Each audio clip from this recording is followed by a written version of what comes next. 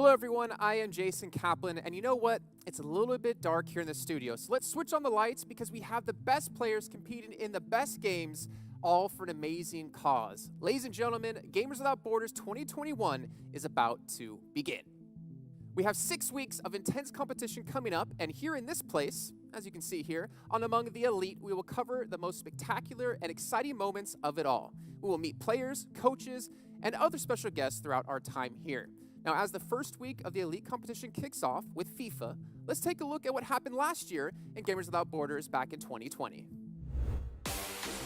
When it comes to football, everybody would like to be the next Messi or Neymar. But let's be honest, who doesn't like to kick some grass off the pitch while sitting comfortably on the couch? That's why we here at Gamers Without Borders gave that opportunity to the best pro players from around the globe, as well as our invited guests, to see who's the FIFA Ultimate Team Champion.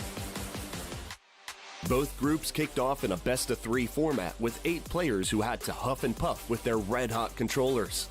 After 8 matches, we already knew that Gravson was hungry for more, but he still had to face a tough Polish opponent on his way. Spanish tiki-taka was simply too much for Damie to handle. And then suddenly Weekend League came along and changed everyone's lives. Some for the better, some for the worse.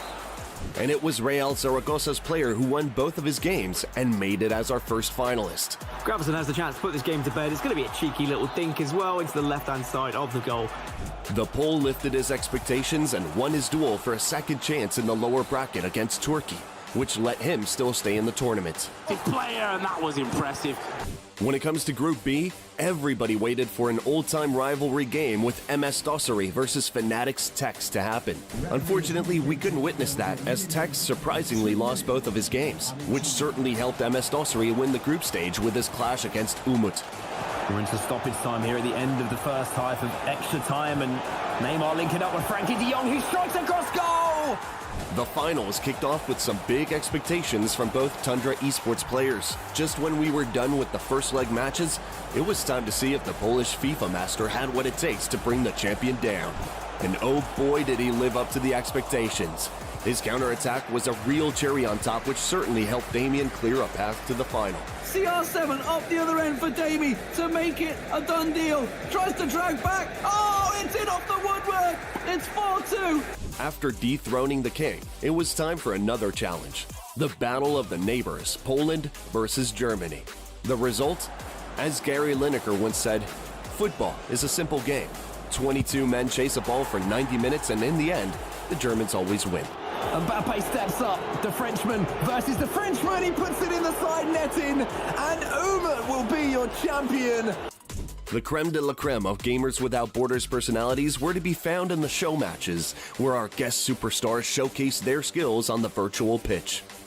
It was a real pleasure to watch some online action from people like Snoop Dogg and Kerwin Frost, who undoubtedly stole our hearts. Thank you so much. It's been an honor and a treat to play in the FIFA Tournament 2020.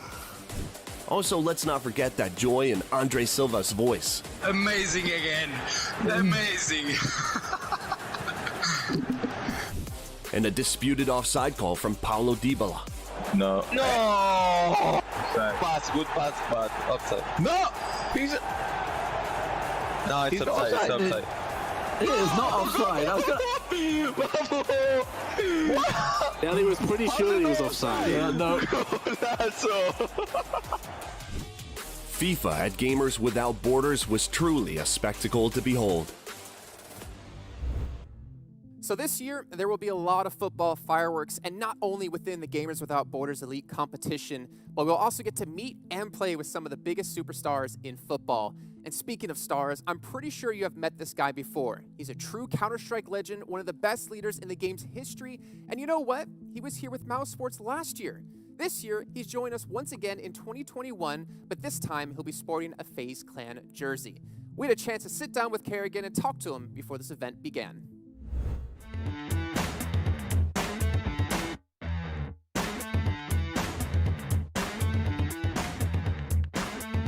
Yeah, since I joined FaZe Clan in February, we've been through a rough road, you can say.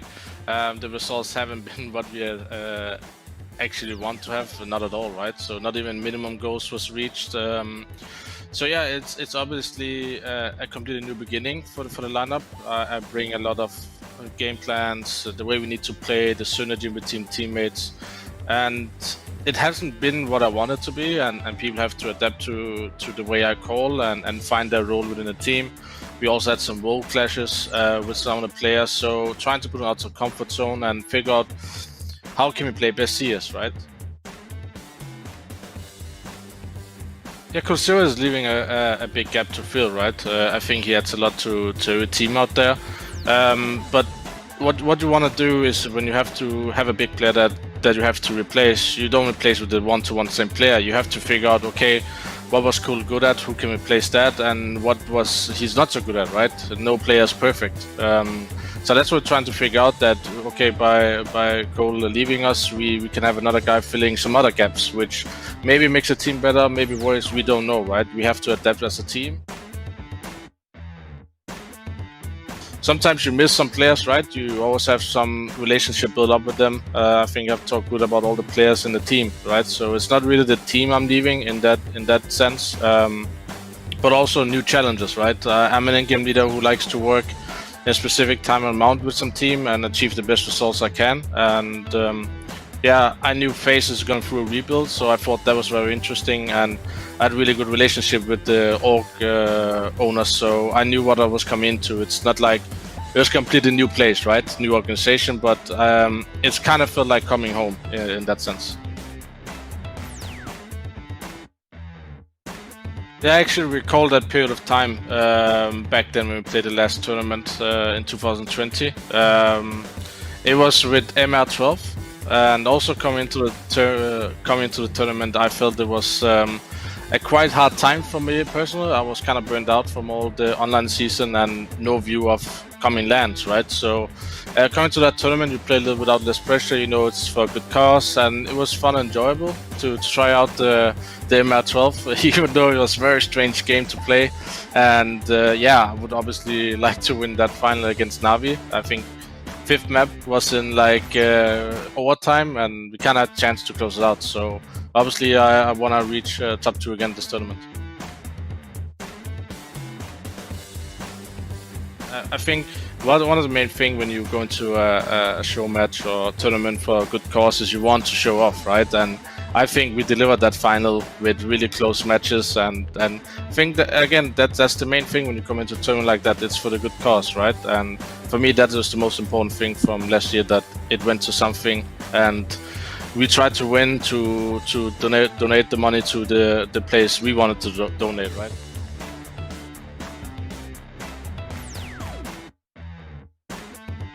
Yeah, I think it's good cause, and I think one time per year you can do something like this. But obviously, if you do it more times per year, the schedule is gonna build up, right? So if you know in ahead of good time, I always think it's good to show something to community, but also the community donate where they watch some of their favorite teams play, right? So that all makes sense in some regard. They do it one time per year.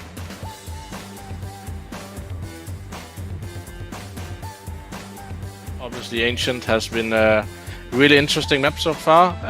What I like about it, it's not that much different when it comes to other maps. I think Vertigo was and is very different than all other maps, right? With the vertical sound, you have to sneak everywhere, you can't really play clutches. So far, Ancient feels like a map that makes sense to play fast. You can do executes, and you can play for map control, right? And there's a lot of opportunities, and so far I really enjoy playing the map.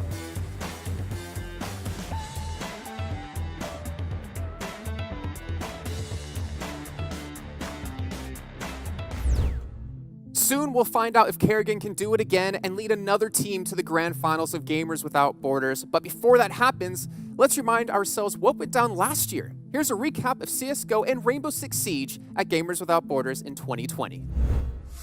In 2020, 2 world-class shooters played a big part in making the first Gamers Without Borders event special. Now they return for yet another year of some nail-biting action. So let's see what went down last time, shall we?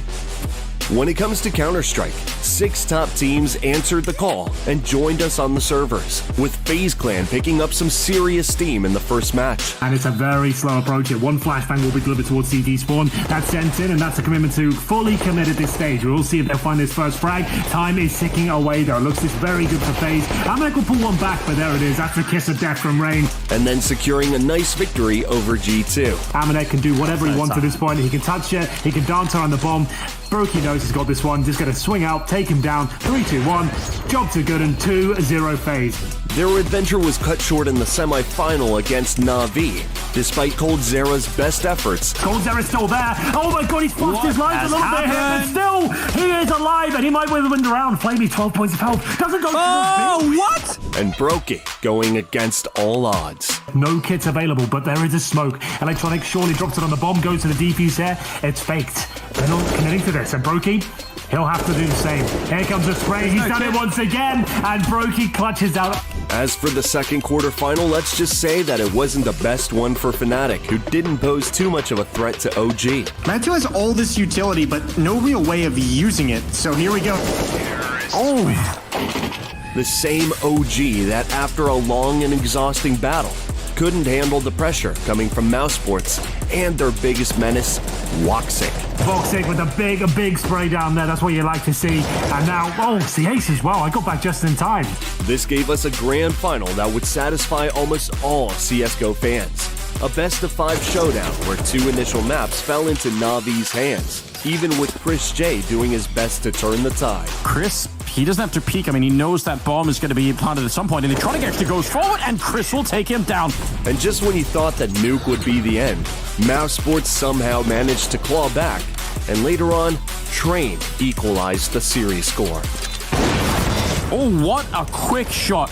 Boomich has to get close here and try and see if he can get the kill and the defuse right away. He does have a defuse kit, but Chris, oh, he's going to get it. All would be decided on Inferno, and it was a heated battle with teams tugging the rope back and forth to even get us into an overtime. An overtime where Na'Vi finally sealed the deal to become Gamers Without Borders champions. The bomb not down yet. 7 seconds. They are not both peeking him. Oh, there it is. Flamey taking him down. Fighting to help others. Now jumping into Rainbow Six Siege, teams from 3 different regions fought on the servers, giving us a total of 12 contenders. It all started in the Americas, where 2 squads absolutely dominated their competition. First, FaZe Clan gave no quarter to Ninjas in Pajamas to become the Latin American winner. And later, Oxygen Esports rolled over E United to secure their win in the NA part of the day. And now going for a different approach, going slow instead of pre-firing everything, but he will still be taken out. It's going to be Oxygen. Next, we took a trip into the Middle East and North African region, a region which began with Oshtek Warriors sending a clear message to their opponents and securing a spot in the grand final. Soon they were joined by the Ultimates, a team who arrived in the final after dealing with Nasser Esports. But if you thought that the MENA Grand Final would be fierce, you were in for a surprise, as after just 2 games, the Ultimates secured their first place finish. To actually be dealing with the fight, they've managed to find one as a result. Turkey finds one though, and that's suddenly looking like everything is down and dusted. It's all down to Zoldyck by himself right here, but Turkey's going to find the second one, and he gets the kill. However, last but certainly not least, the Asia-Pacific region entered the scene, with Cyclops quickly setting the tempo for the rest of the tournament, which as a result granted them a cozy seat in the final. Next to them sat Giants Gaming, who just a few hours earlier sent PET Nora Rengo home. Despite Giants claiming the first map, Cyclops were able to regroup their forces and later showed their prowess both on Villa and on Coastline. He needs to go for the plant right now. There is no more time. He will be allowed to possibly, or will Anderson kill him? That's going to be the question. He runs through and will shoot him. It's not even a knife to come through. It's a GG. As a result, becoming the APAC champions and earning a nice prize for a good cause. So that was an overview of what happened last year in Counter-Strike and, of course, in Rainbow Six Siege. And believe me, you'll want to watch this year's tournament. Here's one star to watch in particular. Ladies and gentlemen, NIP's newest edition, the one, the only, Device.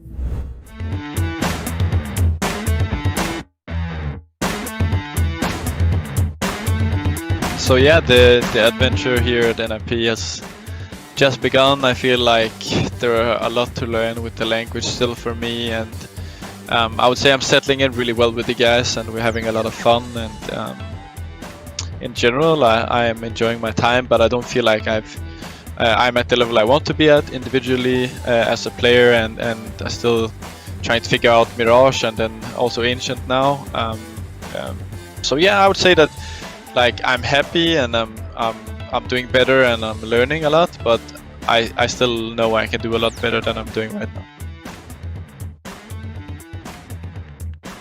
The main differences I would say is basically the play style.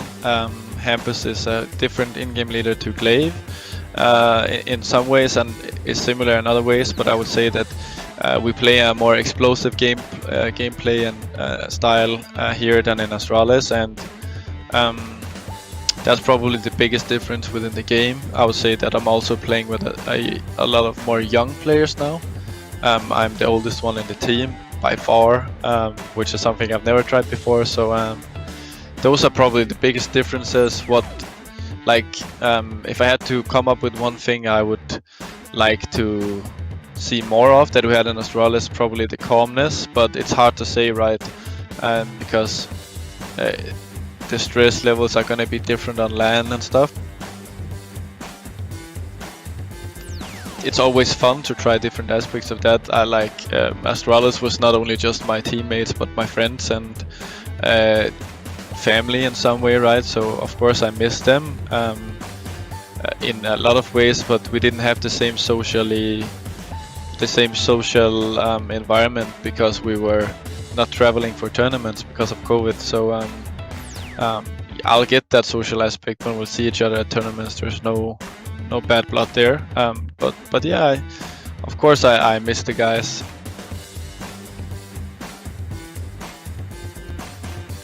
It's cool that you have these opportunities to do something for the greater good without the immense pressure that some of the other tournaments hold. And yeah, I just hope that people will watch it and have fun with it, even though it's not playing with a knife at the throat, so to say, right? So it's a first for me. I've actually never participated in a charity CSGO tournament before, and I'm just looking forward to hopefully winning it and having a lot of fun with it.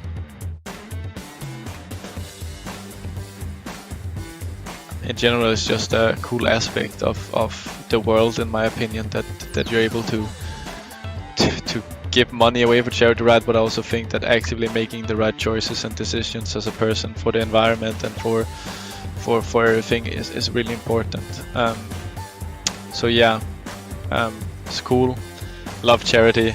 Don't like to talk too much about it because I think that it's something you should do out of choice, if you say so, and without getting any praise for doing it. It's gonna be hard to say who's the biggest threat. I mean, like Mousesports just won the RMR, and Furia always like a upset team, and I think that actually Furia, if they play without too much pressure and just go completely crazy, they are a really tough team to play against. So I'm actually gonna go with Furia. I think they're gonna thrive in this environment.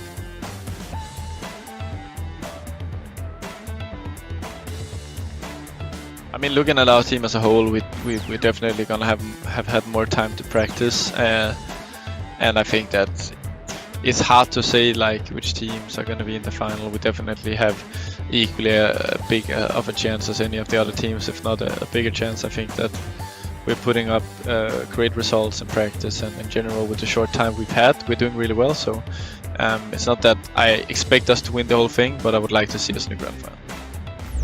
Well, Device, we're also excited to see who makes it into the grand finals of our Counter-Strike competition, which kicks off in week 2. But before we can really even get to that, let's take a look back at last year and our best plays coming in from the CSGO and Rainbow Six Siege event. Played as well, looking for his third. Simple starting to wake up now, but still, it's going to be up to Brokey to try and bring this one back in their favor. P250 has drawn the perfect weapon to take that Perfecto. Low HP, could find Boomage as well. I think he gets his kill, Chad. Looking for the quick scope now, and this is where Brokey shines. If he can show us another clutch here, it would be absolutely fantastic. 2 versus 1 right now. Pressure is on. Time to work with. Smoke deployed. And this is where he can do something with this. This smoke is huge. He has a gap. Does he know another player's close? Brokey playing around. He's isolated. He's got Boomage. It's a one-on-one. Can he get flamed? Brokey. He's done it. And has he broken Na'Vi here? This is nuts. The CZ in this position can be so deadly. None of them are dropping. Simple knows everything. Electronic's going to hide into the corner. Simple's going to put a stop to the plant, and Electronic pounces as well. Now he can spin back around. One more headshot for Simple. He's down to 1 health, but somehow still alive, and he's going to get another one, taking down Chris. What a magnificent triple quad at the end on a single point of health. What a god.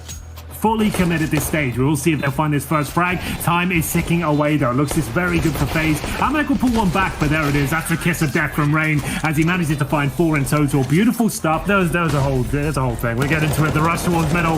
Voxic with a big spray down there. That's what you like to see. And now, it's the ace as well. I got back just in time.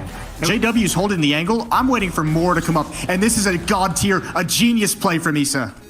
Yeah, this is so next level. He just has to capitalize on it, and it'll be just fine. 2 kills would do it. He's seen all 3, and yeah, he's just counting them right now. What a surprise it is. He's some of the great spray down, and he's going to get every single one, certainly winning the map. What a genius. It's happening again, Chad. These last 3 rounds always seem to fall apart for FaZe. Rain will be left in a 3 versus 1, and he will get flaming, no problem, but still, the final boss. Simple, waiting the other side. Thought it's a flashbang, but the flashbang is actually very effective here. Rain can do this. Great shot, 1 versus 1. Perfected towards the beast dead. He's out of position. He's fluffed him.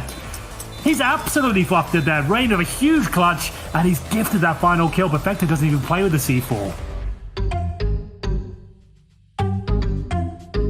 As FaZe are inside, as you can see, and we're going to see Live come alive quite literally on the Nook right here, charging his way into Archives, now charging in towards Sandwich. Going to find out Julio as well. That's 2 kills already for him in this round. This is why you want a Nook. You cannot see her on the cameras. Make that a triple kill for himself. 20 seconds left. Time is running out. It's going to be Lexing dropping down as now we see the smoke play. Oh, the SMG missing big time. The shotgun will get the down, will get a kill to call it as well. Will get Forrest. It's a double kill here from Slash. Might actually do a little bit of a cheeky run out. 10 seconds left. Well, Valentino with a triple kill. It's only MS alive in that 1v3 will take down 2. Down onto Nexus as well, leaving only MLA alive. And he's now waiting for that Mossy to peek in. MS still has a lot of HP, just working with that, taking down the castle in the end. Now the time will start ticking. MS still has all his lifelines to work with. As a wall will be opened up, it's a little bit of a fake from MLA, still trying to fight off the Sophia. And the Claymore still not set either. It's going to be that 1v1 that is still lingering on for such a long time, but MS actually wins the 1v3 clutch, and the Ultimates will go with that 3-0 lead even further. Clearly no friendly fire rules enabled in this game, because that's what the focus has been so far coming through for Astro. But Julio's going to once again work some magic here. They almost had the diffuser going down, but it's not quite going to stick, and it's down to a 1 versus 1. It's going to be Astro seeing out where the Vigil is, but it's all down to Julio with that pistol. Another wondrous round for him to end things out. Wrestler Yellow now decides to make the push. They're actually inside. It's going to be Bird that picks up 1, but there's also a rotation there. He needs to cover, gets the triple kill, and now is going to be holding off that rotation as the last one moves through. Bird finishes it off. He cleans house, he cleans the kitchen. Or at least destroy before they could pop off in that case. Now straight back in again. Unit very smartly with the right time. It's the 1, it's the 2. Can it be the 3? Yes, it can. 3 shotgun kills for Unit to get FaZe round number 4. The spot where they could go for a plan, but as Laxing managed to get the triple kill, it looks like Oxygen might be able to come back. Vertical goes down. It's 10 seconds here on the clock. Is it gonna be Laxing that gets the clutch? Yes, he does. It's the headshot onto Forrest to clean it up, and Oxygen will be on match point yet again. Gamers Without Borders is not only FIFA, CSGO, and Rainbow Six Siege. Within the elite competition, teams will also be competing in Rocket League, Fortnite, and PUBG Mobile. And before it all starts, let's revisit some of our fondest memories from our 2 Battle Royale competitions in 2020. We all know 2020 was a year most people would like to forget, but we fought and came back stronger. One of those things that helped a lot was definitely gaming. The PUBG Mobile tournament during Gamers Without Borders 2020 was no exception, so let's take a trip down memory lane.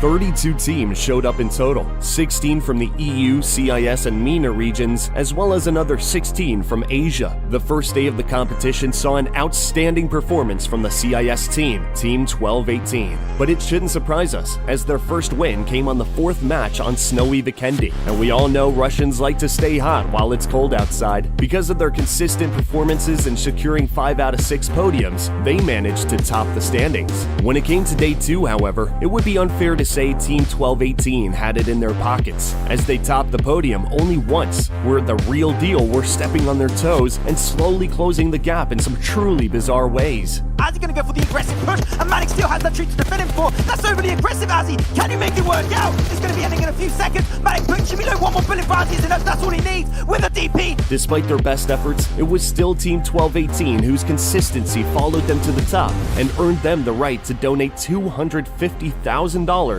to the International Medical Corps. In Asia, or South Asia to be exact, the battle was heated with both Godlike and TSM Entity going blow for blow till the final game of the tournament. While TSM Entity were overall more consistent and picked up way more kills than other teams in the tournament, they're just gonna go instantly for the flush, putting them down to 3 members, 4v3, and they are not stopping that crawl. Gonna be also knocked away. This is looking so strong for TSM Entity. They gave it a third. This is so clean. This is so perfect. And now they have to remain on the last knockdown, and he gets it despite being so low. Godlike were able to win 4 of the 12 matches, which were played across 2 days. But in the final game of the series, Godlike pulled out a 15-kill chicken dinner. As Existence nearly gets taken down, but it's gonna be the grenade, and Sarah comes in, and Godlike get the chicken dinner, which allowed their team to finish the competition 1 point ahead of TSM Entity. TSM's Z-God kept things close by being the sole survivor and getting some clutch kills and placement points in the end, but it just wasn't enough.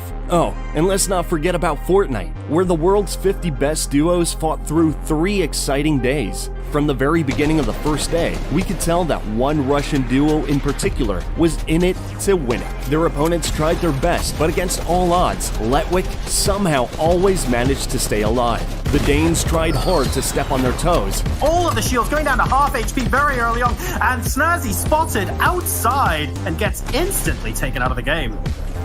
But the obscene amount of points gained by the Russians was simply too much. Day 2 was no exception. The power duo struck again and repeated their success from day 1, which helped them gain $300,000 for a charity of their choice. The final day of the International Elite Tournament increased the daily prize fund to $1 million and brought us an amazing personality in the form of Della Ali as one of our participants. This time, though, it was the German Ovation who called it a day. 2v2 situation. You're going to have one player rosing down. You're going to have one player trying to pop shots. A nice little quick edit there from Zestin and Mag to make it happen. And you have it. He takes down Mexe. And the OVA duo pulls themselves up with a victory royale. Scout and Zeston won by only 4 points. But hey, a win is a win, right? At the end of the day, the results didn't really matter, as everybody was here for a great cause. Unfortunately, that is it for today, but don't worry. I'll be back every week to bring you the best moments from the elite competition of Gamers Without Borders. Thank you all for watching. I have been Jason Kaplan, and we'll see you next week here on Among the Elite.